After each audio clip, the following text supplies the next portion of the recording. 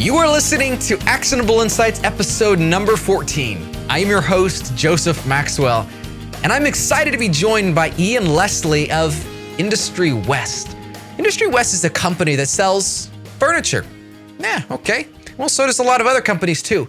But what you're going to hear through this episode today is a different company. They're not like everybody else that sells furniture and the race to the bottom as far as what most have to deal with. No, Industry West has set themselves apart in a unique segment of the market, and they've done it in a very unique way. And I think it ultimately goes back to their foundation, how they began, which is, again, very different than most other companies, not even just in the furniture space, but most companies at all, how they've done it. So I hope you enjoy today's episode. There's a lot of great stuff you're going to hear. I was inspired tremendously by it. I hope you are as well. But before we dig in, let's review where we're located, where you can listen to this podcast. I hope you will take a moment, if you're on Apple, to subscribe, Google, podcasts, or even YouTube. We're on YouTube. So that's a great way to be able to see the new videos that we publish in relation to these podcasts. I would hate for you to miss any of this great content. It's so inspiring to me, and I wouldn't want you to miss out on it. So without further ado, let's jump in. Let's hear what Ian has to share with us today on this incredible podcast. All right, Ian, it's great having you on. What do you do at Industry West? And maybe you could share some of your favorite aspects of your work here. Yeah, thanks for having me on. So I am CMO of Industry West, okay. And really what that entails is everything from the digital side of marketing all the way to earned, owned media, working with our PR team, really kind of jack of all as it pertains to marketing. We're, still, though we're 10 years old, we're still very much a startup company. And so, when you're chief marketing officer, that really touches everything and is, day-to-day tactics as much as it is, more strategy side. I think in terms of, my favorite things, I think just there's a lot. There's been a lot that's new and different and exciting. I mean, I think everything from, just generally just seeing our furniture out in public, and seeing when I'm at an airport or at a restaurant and I see Industry West pieces, I think that's really exciting. I think some of the people I get to interact with and I kind of have to pinch myself sometimes and say, who am I that I get to interact with a lot of incredibly cool and smart people.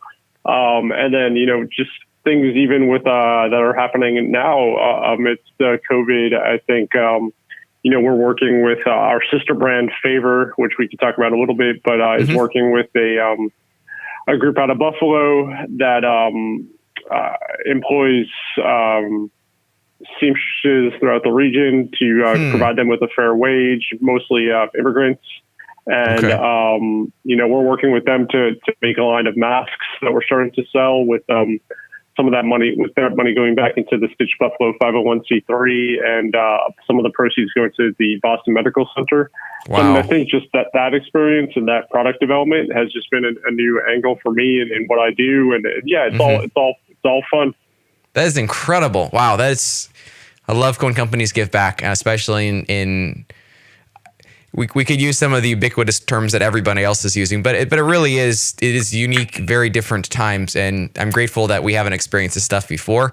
Hopefully we won't have to worry about this in the future too much. Sure. We can get ahead of this, but I love it when companies like Industry West, I guess it's more on the Favor side, but they're sister companies, right? Yeah. So they are. Yeah. Okay. Correct. So when you're taking advantage of this opportunity to be able to give back, I think it says a ton about a company, and it's very, very impressive. So thank you for your contributions there. Yeah. What would you say sets Industry West apart? I mean, there's a bazillion names in the furniture industry, right? I mean, so you have everything from just all aspects of furniture. What would you say would be some of the unique aspects about Industry West? Yeah, I mean, I think that's a great question. And I think, it was only just yesterday that I was on a Zoom call with one of the Hearst publications brought in a bunch of the furniture brands to sit on the Zoom call, and I quickly realized that we are indeed a breed apart. You know, it was a lot of legacy, a lot of great brands on that call, but a lot of legacy brands and a lot of brands that are brick and mortar kind of based, and I realized that I was definitely the odd one out on that call, and you know you hate to use the term or use it about yourself, but definitely a unicorn of sorts. And I think what sets us apart is we were founded e-commerce first in furniture, which I think we were one of the first to do that.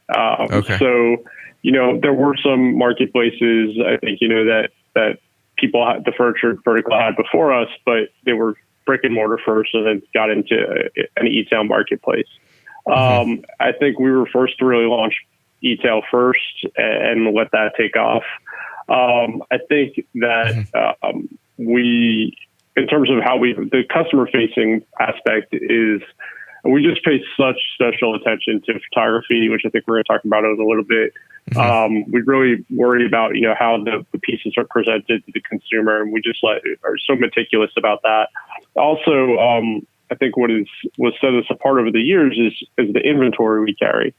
So we do carry, I think, more inventory at any given point in terms of dollar amount of inventory than most. So when we have, which is really kind of set us apart with the trade in terms of, you know, a restaurant. What tends to happen is when you work with the trade and you have a restaurant or an office or, you know, any kind of new business, it's furniture that they land on last. All the initial money goes to, you know, the build out and even staffing and permitting and whatever. And then they finally get around to furniture with about, you know, 3 weeks left. So they're looking for something that they can get within a pretty, you know, high volume in a quick timeline.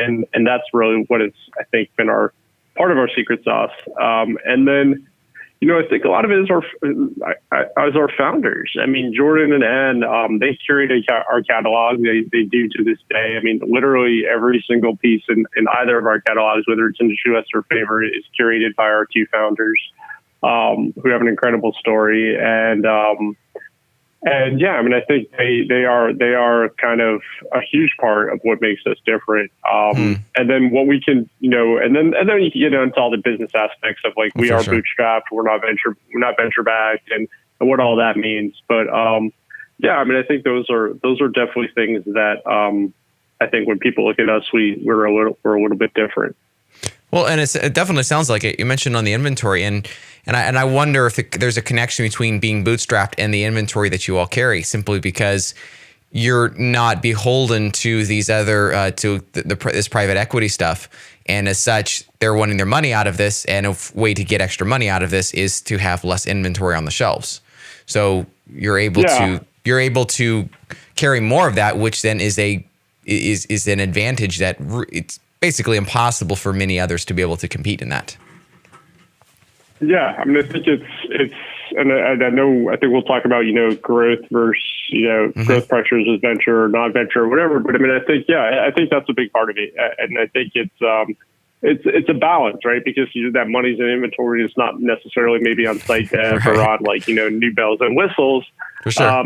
But yeah, I mean, it's you have to just continue balance the priority stack in everything you do, whether it's what you're buying or whether it's what features you're adding or whether you're going to do over the top TV, you know, ads or podcasts. I mean, you just really have to, we just have to weigh that balance and that priority stack really with everything we do.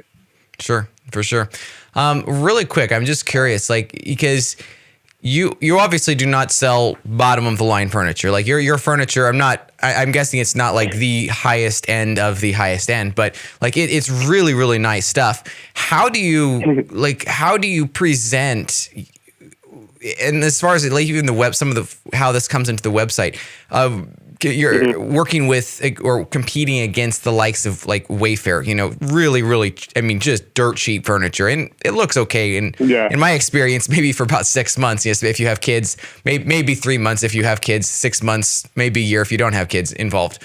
You know, so how do you present the value that you bring other than, you know, obviously the price is higher. So by that, they would say, hey, this is higher quality stuff or a lot higher quality stuff. Do you have any thoughts on that topic?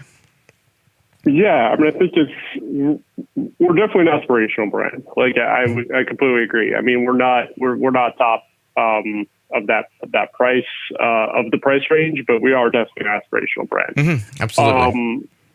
That being said, I am surprised how many times I hear from clients like, "Oh my gosh, your stuff is so beautiful, and the price isn't crazy."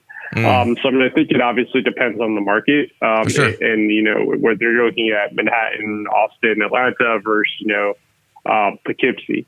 So I mean, I think it depends on the market you're looking at. I mean, in terms of how we present it, I mean, I think we all fill a niche, right? Like, so, I mean, you mentioned kids. Like, I have 3 kids, and I mean, I'm not coming to us to get beds or bunk beds or anything that my kids are jumping on or the dog's jumping on or whatever. But the rest of the house, where there's a place for both. I feel. So, and in terms of how we present it, I mean, I think again, a lot of it, so much is that product photography. A lot of it is the detail we go into in explaining the product and the what type of wood is it, what type of finish, what type of fabric, that sort of thing. I mean, I think it's probably it's hard to understate how important the photography is, and then I think as much as we can get the pieces in context, we try to, and we've done a little bit better job of that recently as we try to source user-generated content in our reviews and whatnot. But I mean, I think I also think for us, we do a good job of where we can to the trade. At least we do a lot of samples. We do a lot of swatches, so a lot of wood swatches that we'll send out, and then also the brands we partner with. So for a lot of what we offer, I mean, these are brands that are European brands that are we're one of only, if not, or one of a couple that are distributing this brand in North America. Okay. And so, but they do have a track record. They have their own websites or whatever. And I mean, people are going to Google it and look up these brands, look up these pieces, and see them in other situations and on other sites, and they'll do their research as well. Then of course having the showroom in Soho helps and allowing people to come in and touch and feel. And that has definitely been a boon for us in New York City. That's awesome. That's really good. Thank you for that. It's good to hear that answer. So Industry West, as you mentioned, it's bootstrapped, and I have tremendous respect for any organization that is bootstrapped. It's rare as you know, in almost any space. What is your thoughts about how does this affect the company itself? I'm guessing it comes down just to the very core DNA of Industry West, this brand itself. So, for example, does it reduce the pressure on the company to grow? Some of this. You hear a lot with venture-backed firms. They have massive pressure to grow. They want to get their product out as soon as possible, and that can lead to immediate. A focus on the immediate as opposed to long-term future. So how from your perspective, especially on the marketing operations that you work with on day-to-day basis, how does this affect what your role in the company? Yeah, I mean, I think that's a great question. And I think it's really, I think it's the question of the year prior to COVID. Yes. I mean, I think the whole, I think the biggest conversation happening in retail, e-tail, and startup world was the weighing, what used to, if you follow Webb on Twitter, his tweet of what a startup looks like. A successful startup in 2019 was all about, being in the right pubs and having a great PR team and, all the influencer marketing. And now in 2020, it's, are you profitable? And, yes. So I think where we are is that we we say, so we're bootstrapped, as I've said. And with that, we're only beholden to ourselves, right? Jordan says our stockholders or our board of directors are our kids for the C-level, right? So it's really like if on the one part, like if we don't want to go, our head into a wall, want to take a couple hours and spend time with the family or whatever, and just really say, okay, we're not going to kill ourselves over this. That's one thing. I think the bigger piece for the company is that, I guess to your initial question, the pressures of growth. I mean, we put daily, weekly, monthly pressures on ourselves too, and our anticipated goals prior to this whole health crisis is sustainable growth with profitability, and we have been able to achieve that more times than not, more quarters than not over the past, say, 5 years. We have been able to achieve that. We generally, again, prior to what's going on, have been a profitable company. So I'd say at least 3 out of 4 quarters every year, we're turning profits. There are, last year when I used to talk at conferences or whatever, like I would say, like you would get, some of my favorite brands that have gone public in the past year. Take one, for instance, Peloton. They're not profitable. No. Uber's not profitable, right? WeWork, obviously, we know, not profitable. So, I mean, obviously we're not at that level, that scale, but I mean, we're a profitable company.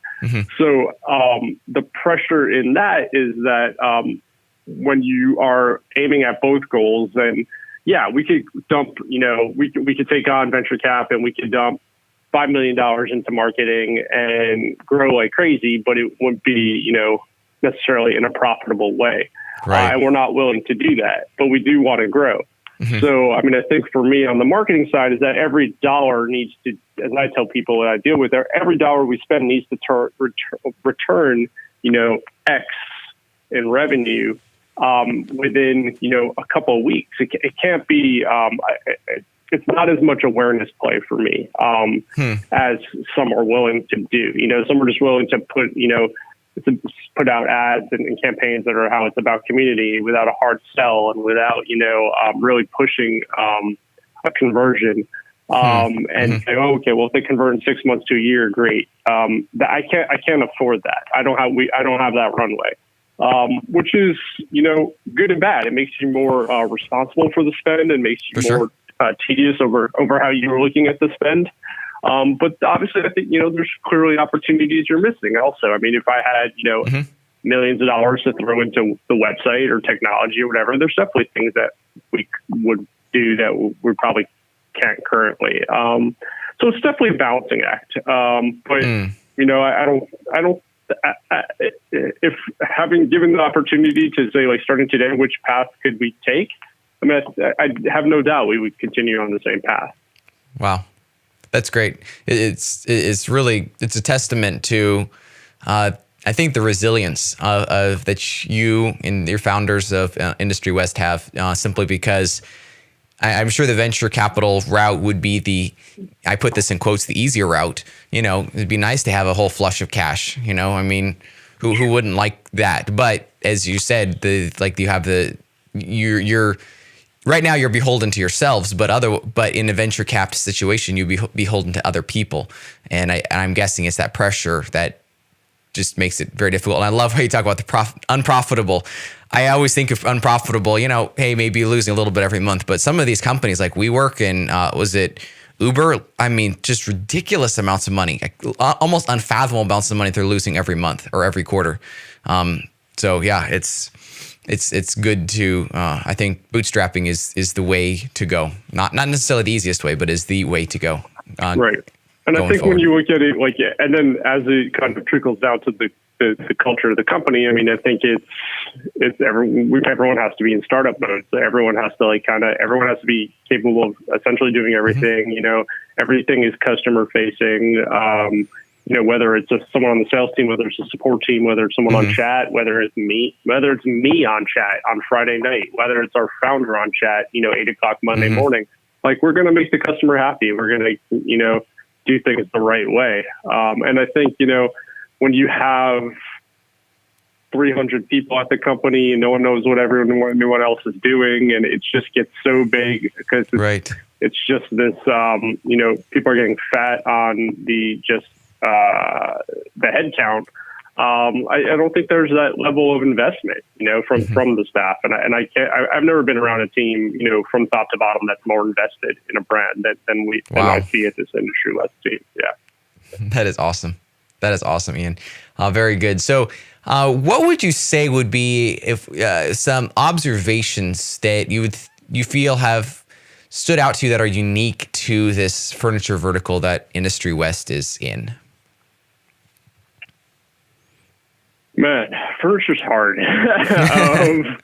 Yeah, like we joke around a lot, like, wow, I'd love to sell shirts or watches or shoes or something.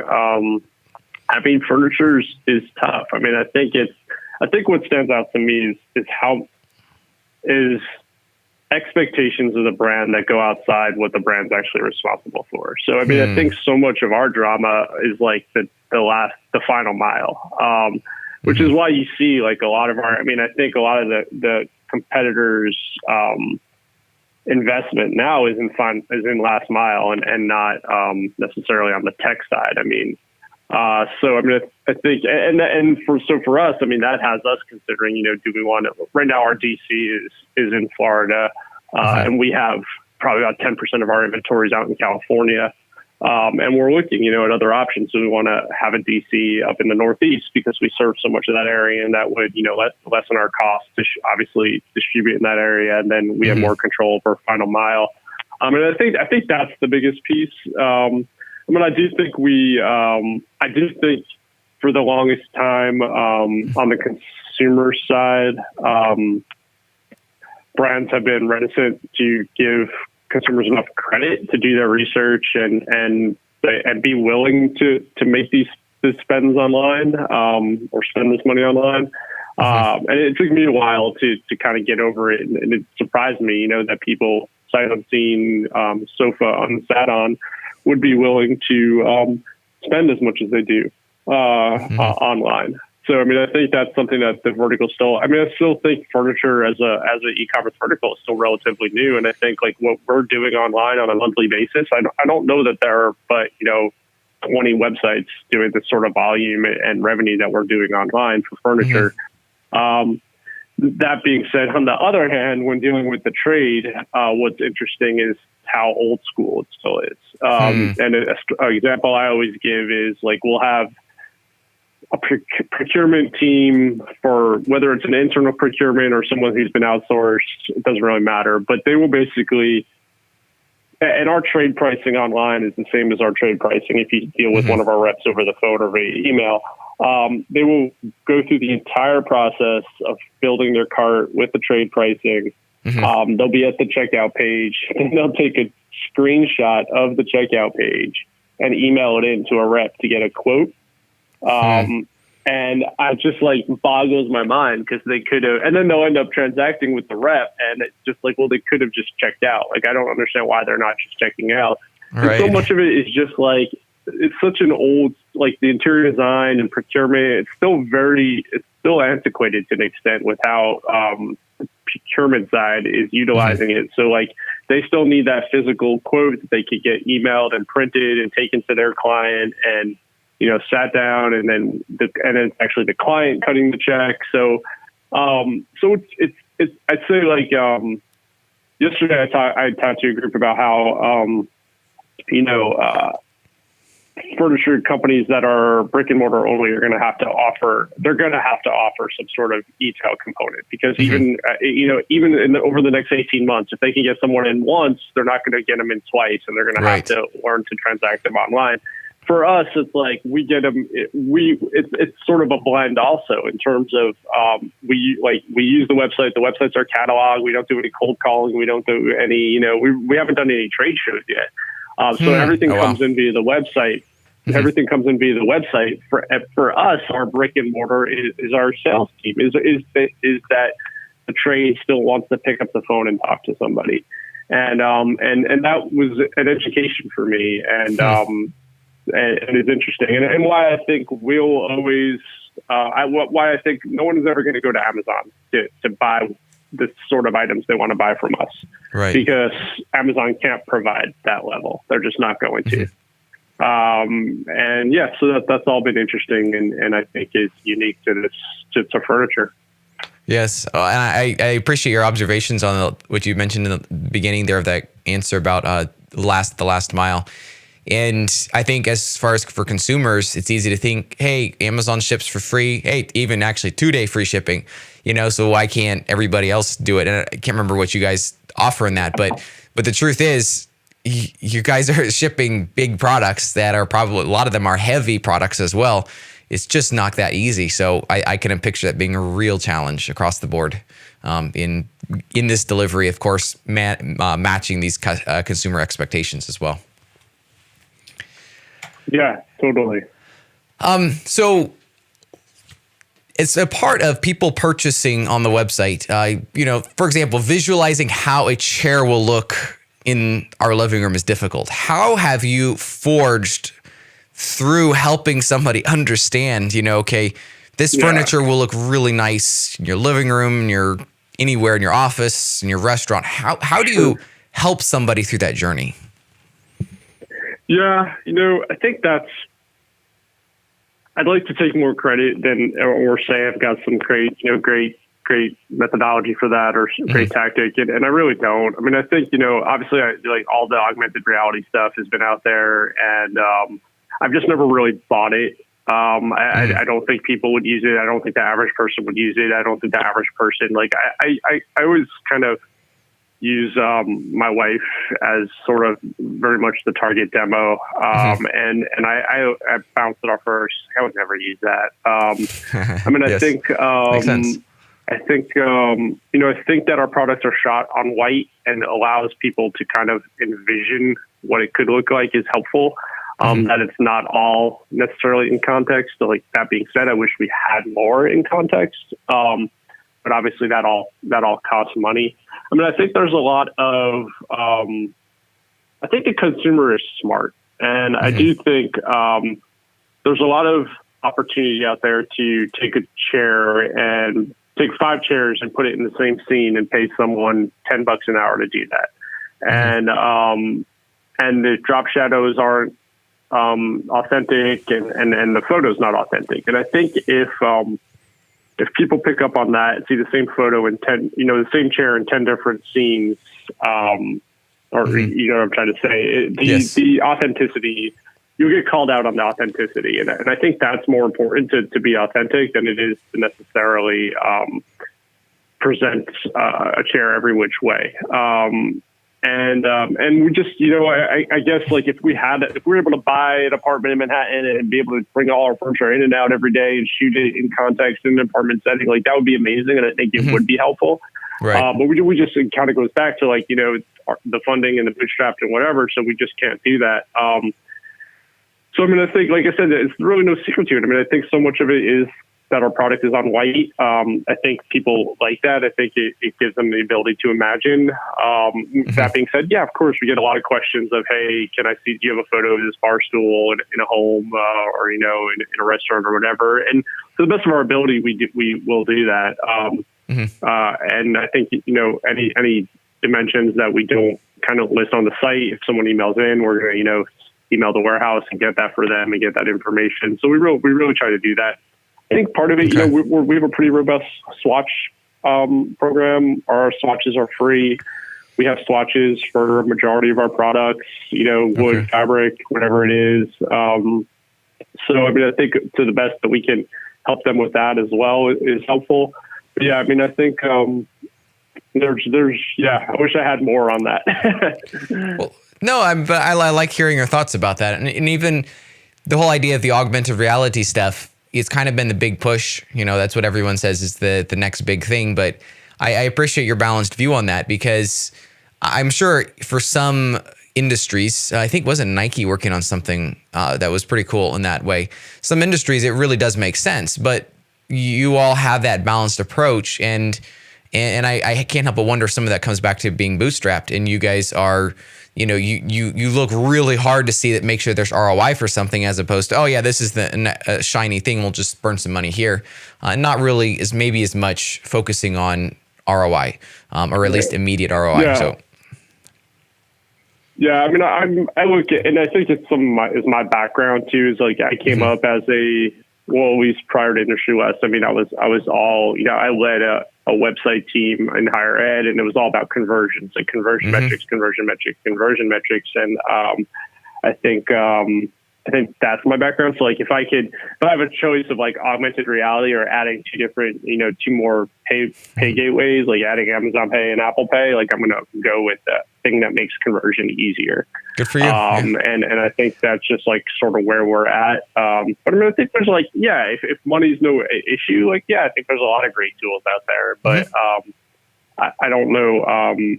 It's hard to get, I think they have a difficult time of validating the lift they provide, whereas a lot of other services that you can look at or say like, we can lead to X amount of lift, whether it's like a checkout or whether it's on site, recommendations or search or whatever. Outstanding. Yeah, I think it's great. Let's zoom in. So we've been taking an approach. We've been kind of working top down here. We talked about Industry West, talked about the furniture vertical. So let's now kind of combine these two segments and talk about content for furniture. So even if we zoom in really far into the product pages for a minute, there's a lot of things I love about how you all do your product pages. Like, especially like we've already talked about the photocentric style, really quality, beautiful photos, the white background. Love the layout style. I like the lack of tabs, all of that.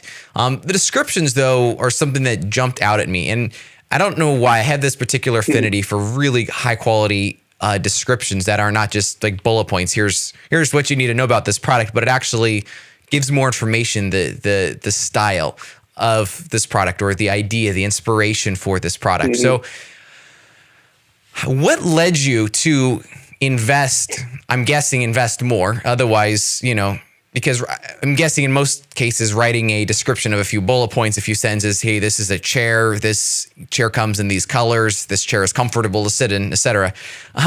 You've invested more in these descriptions. What led you to this? And have you experimented with any optimizations around these descriptions?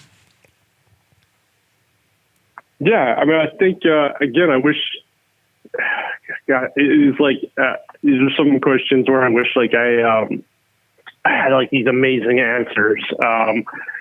But so Emily, so we have a member of our team, Emily, and she's one of our longest tenured employees and with the company, and she does the descriptions. And I mean, I think she just like, she lives and loves and breathes the pieces. And I mean, it's like very genuine. And I think that shines through.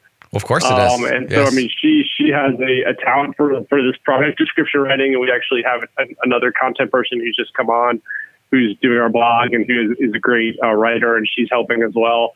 And I think like they just, I think it's reflective of the people we bring in. So, I mean, I think, I guess taking it away from descriptions and just looking at the company as a whole, I think if you talk to any of our salespeople, if you talk to someone on chat, if you talk to myself, Jordan, and whomever, they're going to speak this way of the furniture. And I think it just goes to like the investment in the brand and just that we're passionate about the pieces and that we're not selling, I don't want to call it any another brand, but we're not selling, 4 chairs for $100 sort of stuff. We're selling things that draw out emotions and that people want to look at and that are not just something to sit on, but are beautiful pieces. Absolutely. So I mean, I think that kind of goes. That's why it's important to have product descriptions and titles that are indicative of that. So I think that's a lot of it. I think that's part of it.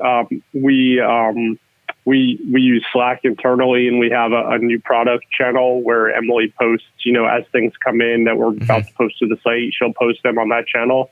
And it's like, it's eye candy. Like everyone's like oohing and eyeing, and everyone's like, oh man, this is going to sell well. I need this, I need that. Like, this is amazing. Sure. And like, I think just so much of it is that, it's this, I don't know if you're a Seinfeld fan, but yeah, like there's a Peterman catalog effect, like there's, aspect to it for sure. And I think it resonates with people. Like we haven't done any A/B testing. I don't know, how much descriptions necessarily move the meter. But I mean, I think, I think it's good to have. I think, depth of product page is important. Over our years of I've been with Industry West for going on 6 years, and I think I've been through, 3 site iterations. So we average a new design every 2 years or so. Okay. I mean, every time our PDPs get deeper, get broader, get more detail. And I think that's important. I think it lends in general. I think if you look at the PDP, it lends not only the product but the site credibility. Right? It's not for sure just a not a random chair in someone's garage that I'm buying, but there's a background to it.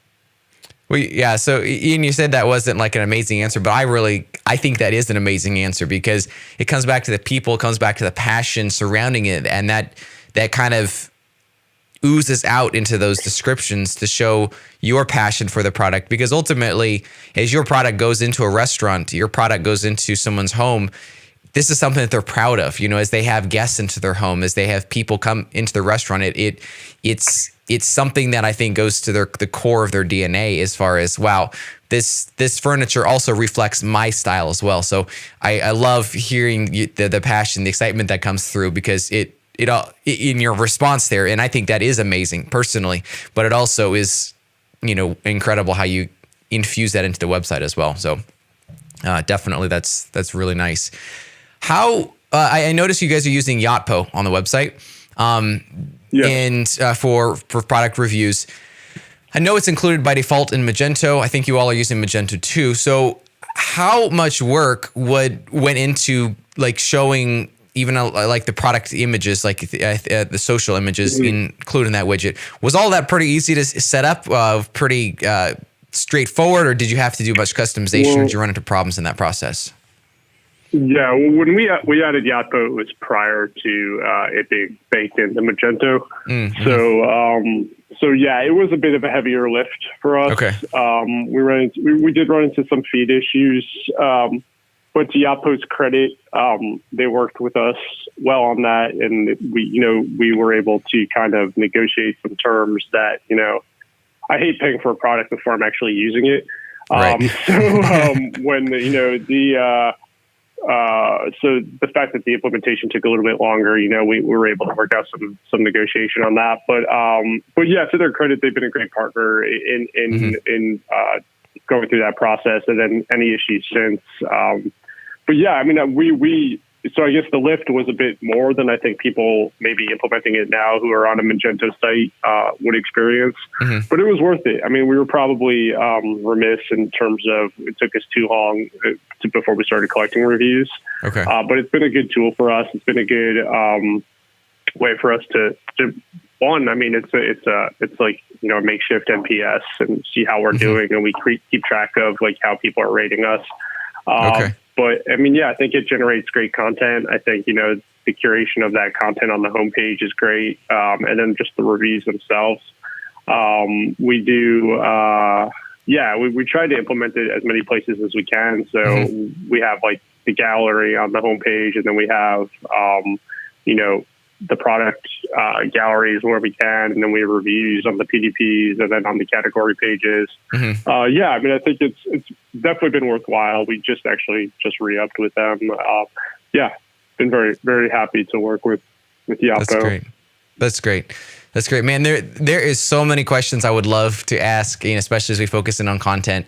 I guess we'll touch on 2 final questions. First, talking about content channels for Industry West. And I'm guessing as I've looked through what the content channels that you do have, I'm guessing it is unique to the furniture industry.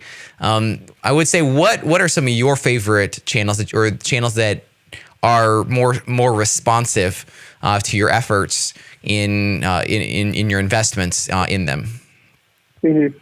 Yeah, I mean, I think what we've seen is a major shift in looking toward Facebook, Google, and Facebook, Instagram, and away from Google. Right. We've definitely divested quite a bit from our Google spend over, what we were doing 3 years ago versus what we're doing now. But I think, and where we're ramping up is, podcasts. We've done more podcasts in the past 6 months than we've ever done. And, prior to COVID, I mean, we were looking to get an ad spot together for Over the Top, and doing something connected TV wise. So, I mean, I think it's still like there's no, it's crazy because, I mean, there's obviously no magic bullet, and attribution is such a ridiculous kind of thing to try to unpack and really understand, as we all know. Yes. But I mean, over the past year, our affiliate program has been live for about a year now. And that's been successful. So working on the affiliate side has gone well for us. And I forget it right now. So like we did one of our holiday pushes was through Rakuten, and that did particularly well for us. Yeah. So I mean, I think getting our affiliate going was good. I think, but then after that, I mean, I think it's just analyzing Facebook, Instagram, Pinterest, and just how they're converting, and then to a lesser extent now Google. Google Shopping is still strong. And then, of course, on the branded side, Google is important. But yeah, I mean, I think there's, and then just more content in general. I mean, I think like we had a blog years ago, then we stopped doing the blog, and then we started like doing all these cool projects, and had all this content, and I was like, man, we really need a blog again. So we relaunched our blog first part of this year, January. So we have blogs on both sites, and I think there's just amazing content, and it's just a great, sideways entry into the brand, and just promoting those pieces. So I mean, I think, and then I think our biggest like new channel over the past year has been affiliate, and I think that's generally been effective. And I guess looking at affiliate, it's like. It's not additional spend, right? It's just essentially, it's basically, how I'm trying to put it is if it sells, it's the percentage is going to the affiliate, not going to Google. So great, or not going to whomever else. So right, exactly. I mean, it's all right, exactly. So it's all good there, and I think we've seen some successes there, and I think affiliate, affiliate as it pertains to editorial content is that's just the future, right? I mean, I think so many of these websites are just so strictly kind of generating content with affiliate links in it, and it's just so critical that you have some sort of affiliate program. And I think, I think that's just going to be a huge wave. And then it'll be interesting to see what happens with everyone's shopping feeds now on Google, now that that's free. And just figuring that out. And I think that's looking to be a big push for us. Very short-term push is just optimizing SEO for Google Shopping. I mean, I think that's really it. I mean, we do a lot of product placement. We try to really be big into the holiday guides and that sort of thing. And our PR team is great about that. Sure. But yeah, I mean, I think, our SEM team brings us great opportunities. We outsource that to a group out of Boston. Okay. And they bring us great opportunities, and they're always just looking at best way to spend our money, best way to optimize day to day. I mean, literally, that's awesome. They're like a member of the staff. I mean, talking to them constantly, and yeah, I mean, I think that's all. It's not necessarily anything new under the sun, but probably a lot of what we're doing would be new to others. But yeah, I think that's. I don't see us being on Amazon. Right. Anytime soon. I understand. I 100% understand. And I think we're seeing a trend away from being on Amazon. I think it was kind of, I'm guessing it hit its peak point maybe sometime last year, and it seems to be trending now away from that, which is not necessarily a bad thing all around. Yeah. It gives more flexibility, freedom. Yeah. And there's a lot of great web, there's like Domino, and there's House Beautiful, and there's Apartment Therapy that are like, trying to, curate great marketplaces that are more in line with the aesthetic that we go after and with the clientele that we go after. And if we can work with them and do it on an affiliate model, like we love to, and we're happy to. We've started, doing some of that, particularly Favor working with Domino was great. Favor working with Apartment Therapy was a great boon for us. Yes. We're great friends with House Beautiful and do a lot with them on that side. And so, yeah, I mean, I think those are all great channels for us as well. That's great. That is great. One final question here really quickly. I read and I loved the article that you wrote, incredible piece of transparency on Medium. I know a lot of companies are struggling through this COVID-19 pandemic. You know, there's some companies are struggling because they've gotten slammed with orders, and which presents a whole different set of challenges. But, you know, it sounds like, you know, if the Favor brand has definitely increased, and maybe Industry West has had a little bit more of a challenge as far in some of that way. So what changes, what can you say as far as how you are working to pull through this pandemic and hopefully exit very soon, once this whole thing wraps up, which I hope is very soon for everyone's sake, to be able to come out stronger, be more resilient through this process? Is there a couple of things that you can share along those lines with us?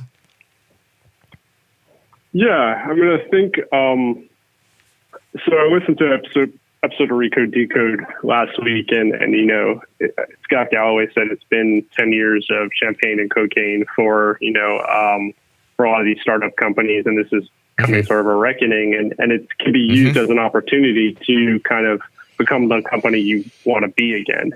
And I think that's sort of how we're looking at it is, we're going to survive this. The numbers bear out that we will. I mean, if you read my piece, as you said, I mean, we're having to run a Black Friday sale to kind of make it work. But I mean, that being said, I mean, we're still seeing sales, we're still seeing revenue. We're not, and when our cost per acquisition is even for Industry West, it's plummeted. I mean, a lot of that is that CPMs for Facebook, Instagram, Google are at an all-time low. But though the cost per acquisition has gone down, our AOV has gone down hugely as well. Sure. And just, you know, the way we operate is like our consumer side is great, but it's our trade side that really is going to make the difference between us being, you know, in the red or in the black at the end of the quarter. And the trade's just not buying right now. So we have to, you know, their offices aren't buying, restaurants aren't buying, et cetera. So, I mean, I think we just have to adjust, and we have to come out of this just being aware of what got us here, and just sticking to that, just being, you know, faithful to the brand and to, you know, to those things that got us here. So, I mean, I think for us, it's what kind of company do we want to be? What's the content look like? What's worked in the past? And let's continue on that. Let's where we may have gotten fat in certain areas, let's cut, and let's just get back to basics to an extent. That's good. So, I mean, I think that's kind of where we're at without going into kind of too much detail on what's going on behind the scenes. I mean, I think for Favor has definitely touched a nerve with the consumer base that, I mean, we're just seeing, we're up, Favor's up 100, and for April is up almost 125% from Black Friday, November, you know, November, like take that in Cyber Week time. Yeah. So, I mean, awesome. it's just incredible. And so, I mean, I think that whole like $65 to $110 AOV, find something pretty to put in my house and make me feel better about what's going on, has definitely touched a nerve. Wow. I mean, we can't even, like, a funny story is, like, we actually ran out of Favor boxes for fulfillment this week, and we had one of our staff members, what people don't know, but some of the boxes that they were going to get in the mail this week were actually hand painted watercolors by one of our staff members, because she wanted them to make sure that they like received a great experience. Incredible. So like, but it's been insane. So, I mean, I think there's that. I think on the Industry West side, I mean, people are still buying, like they are. It's actually amazed me how people are still buying, but it's just what they're buying and how, and you know, and so it's like, we're selling, you know, a lounge chair. We're not selling 25 bar stools to, you know, an opening pizza, you know, a pizza place that's opening in, you know, Boston. like, it's just that difference, and that difference in the AOV is a kind of a make or break for us. So, I mean, we're still doing revenue. We're still doing, we're going to be okay. We're going to make it through. But I mean, it's just, we're going to look different. We're just going to look different as the rest of the country looks different. Absolutely. And I think it's just being eyes wide open about that, and just understanding that we're not going to. The company that we were going into this is not that the company that we necessarily are going to be coming out, and just how do you pivot? You can't do the same thing. You can't, necessarily keep as it's been so far. I mean, we've been blessed to be able to, having be able to have a furlough or whatever, but it's just, and that's important to us, but it's just, it's tricky. Yeah, it's a tricky time for sure. For sure. Well, it is for everybody. But what I hear in what you're saying is diversification, really important, and also being willing just to look at all parts of the business. And I appreciate what you said there about, we all have this tendency to build in areas that maybe don't matter as much. So just cutting out the cruft of those two things, I think, is good for every business, no matter the time of whether in the middle of a pandemic or not. But we're this has forced all of us to really focus on who we are, who this business is. And I think, and I'm confident, businesses all over are going to exit this with a very refined, clear purpose and vision. And so in that way, for business, it's going to be really good for a lot of businesses. Yeah, I agree. I think that's really what's important. Is like you said, that clear vision, and just who your clientele truly is, how best to serve them, and what the team is. What does that team look like that is serving them? For sure. Because so I think that's important. Great. Yeah, Ian, this has been incredible.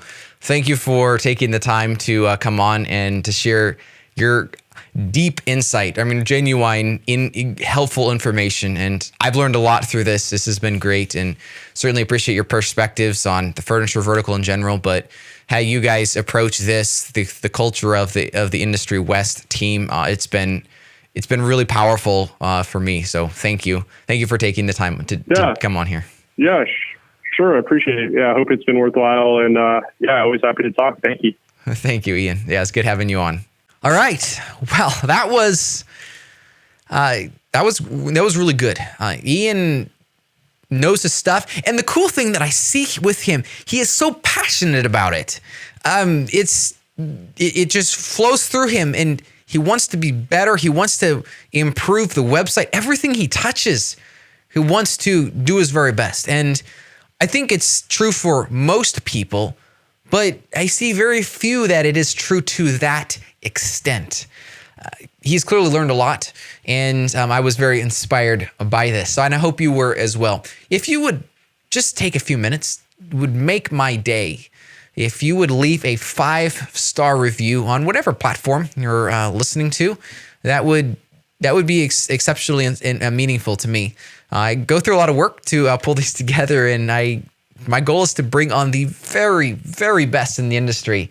Those who are true veterans in selling online. And there's a lot to learn. And there's so many unique experiences, so many great things that even just will make a little difference one day at a time, which, of course, over the course of a year will add up to a big difference. So thank you for listening. I hope it was truly inspirational to you. And I'll look forward to next episode, which will be wonderfully incredible, awesome as well, if I could keep using all these other adjectives. I'm very passionate about this myself. So until next time, I hope you have a great next 3 weeks.